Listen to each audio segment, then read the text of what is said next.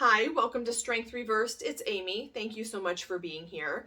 I have a VR to Will at Atypical Tarot and Anna Astrolady Tarot, who did a live chat on Will's channel about 13 TarotTube questions. And I love these self-interview formats. I think they are very fun to do. And I saw a VR to this on Maria's channel, which is Lady Knight of Avalon, and Carla from Carla Astrology did a VR. So I will link all three of those videos. And I'm also going to put my own video that I did a few months ago about the advantages of having a small, teeny tiny YouTube channel, because I am fascinated by our collective YouTube experience.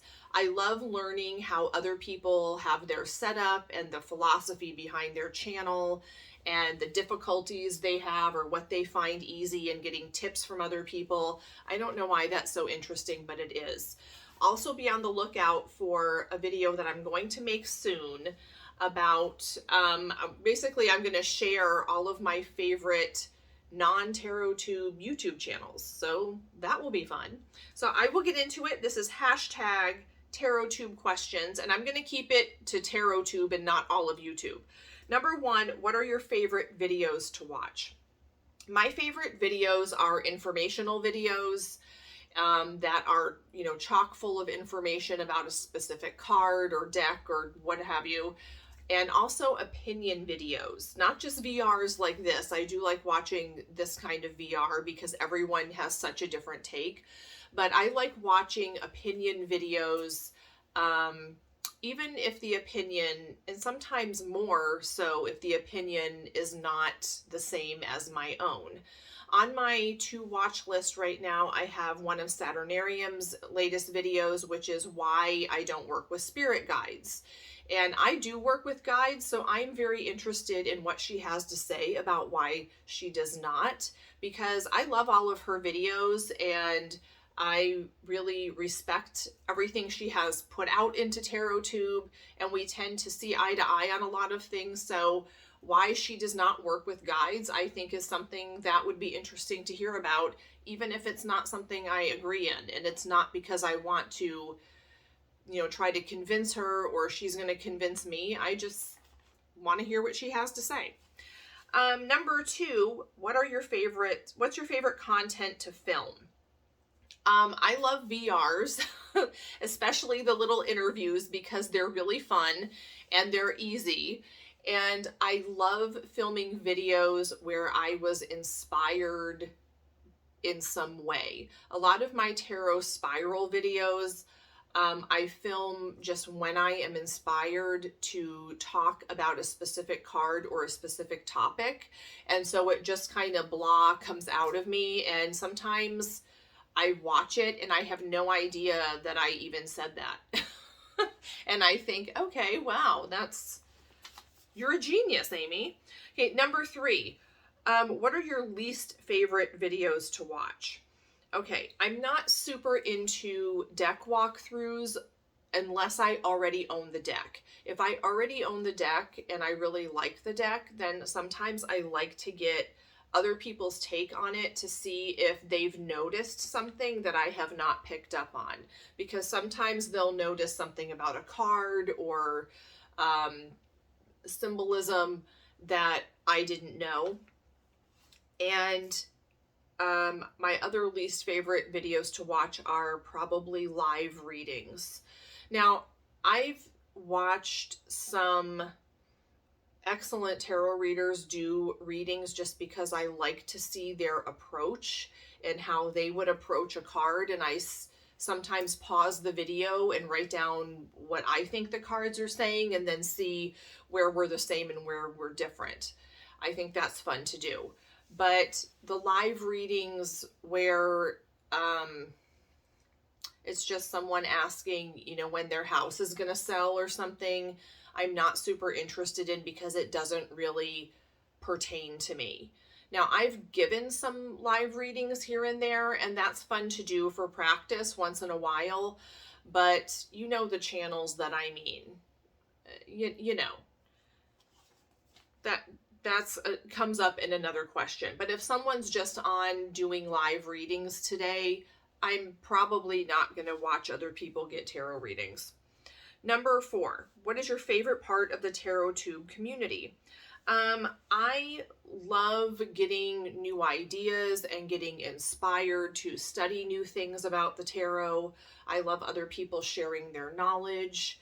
I really love having this little community where we have a shared passion, even if it's not shared opinions. We all are passionate about reading tarot or tarot decks, and we kind of have a common language around that. So I really like that. And I like the unexpected connections that I make and with other people, and meeting people that I would never have been able to meet who are all around the world and all across the United States. So I've really enjoyed that. Number 5, your least favorite part of the TarotTube community. I do not like that.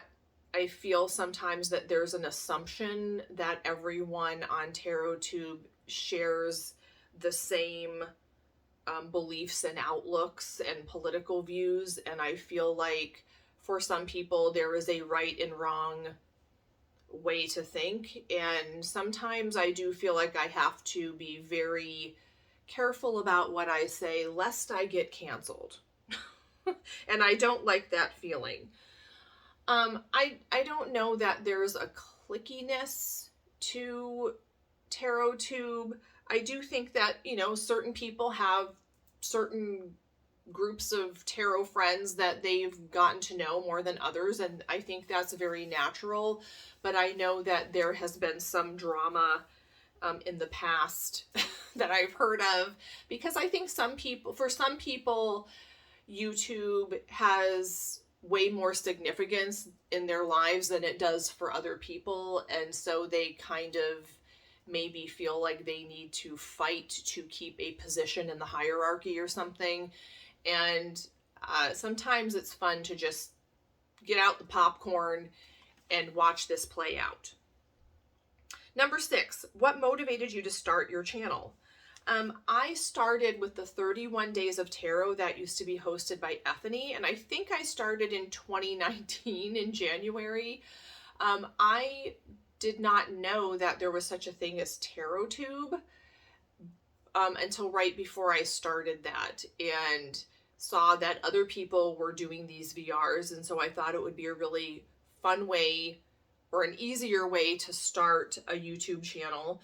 And I wanted to challenge myself and do something that scared me and something that pushed me and held me accountable for my tarot studies.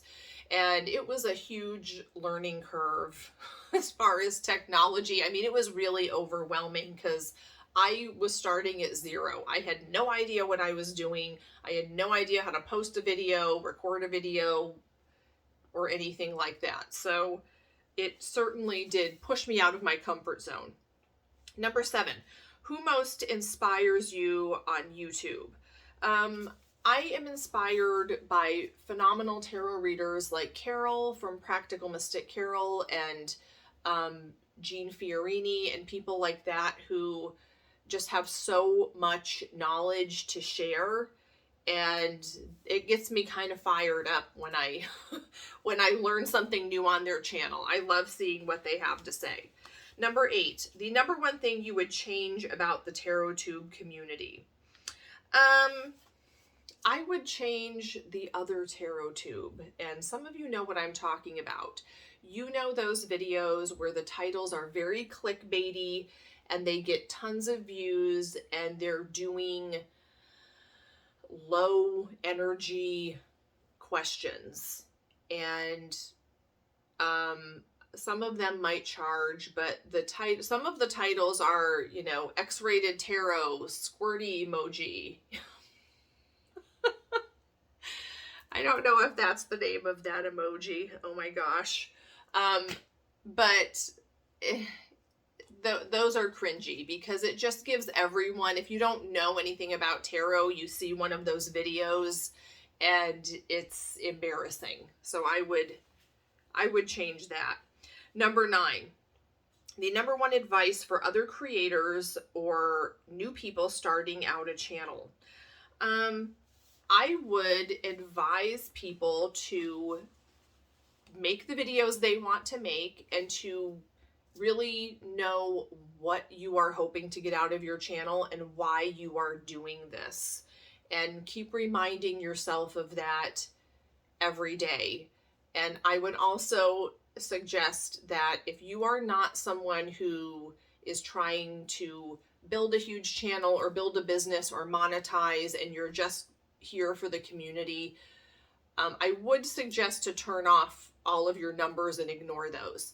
But YouTube just changed it so that you cannot unsee your subscriber count, which is a bummer because I really enjoyed having that turned off, and now I see the number every time I log on, and I don't like that. But I would remind people that subscriber count is not the same thing as expertise. So take someone's subscriber count with a grain of salt. Number 10.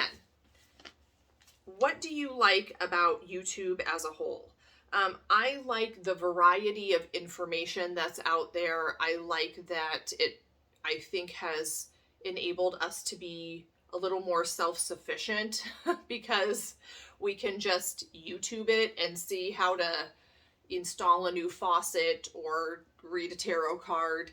And I like that there are lots of different opinions out there and that there are always surprises. I like being surprised with finding a whole section of YouTube that I didn't know existed. There's just everything you could ever imagine. Someone has a YouTube channel about it. Number 11, what is a deck/divination tool you use alone but don't show or use online? Probably journaling and working with guides and meditation and whatnot. That's something I've talked about a little bit, and I would share my process or the format, but I don't think I would ever share the content of what I have in my journal or what I see when I meditate. Number 12, what is a deck you want but don't buy because you don't support the creator or publisher? There are no decks that I'm really after. I'm not a deck chaser, and I don't tend to follow specific creators or publishers, and I also don't dox people before I do business with them. I'm not that person. But there is a creator that made a deck that I just find extremely, wrong. And so I'm not going to badmouth that person all over the internet. I'm not going to call them a name. I'm not going to try to cancel that person. I just choose not to purchase any more decks from that particular creator. Number 13. What has been your most memorable experience being part of YouTube? I've had lots of memorable experiences being on people's channels and making different videos and really, learning about the technology. But I think mostly what has been most memorable are the things that I've learned about myself, because I was surprised at how much being on YouTube dredges up. And, just issues about imposter syndrome. And, I've really learned that comparison is the thief of joy. And I've really learned that I need to just stay in my hula hoop, as my friend says, and worry about myself and what I want to do and what I'm doing, and not get into competition or anything like that. So I've had to be really clear with myself over and over why I'm doing this. And I've also been surprised at how much I've learned about technology. And it's just, I'm still learning, and I'm still continuing to try to keep up with all the changes and all the bells and whistles that we can do here on the tubes. Okay, well, I hope lots of people do a VR to this, because I love hearing other people's advice, experiences, likes and dislikes, and it's kind of gossipy, it's kind of fun. But I will see you guys next time, and check out the videos in the description. Bye.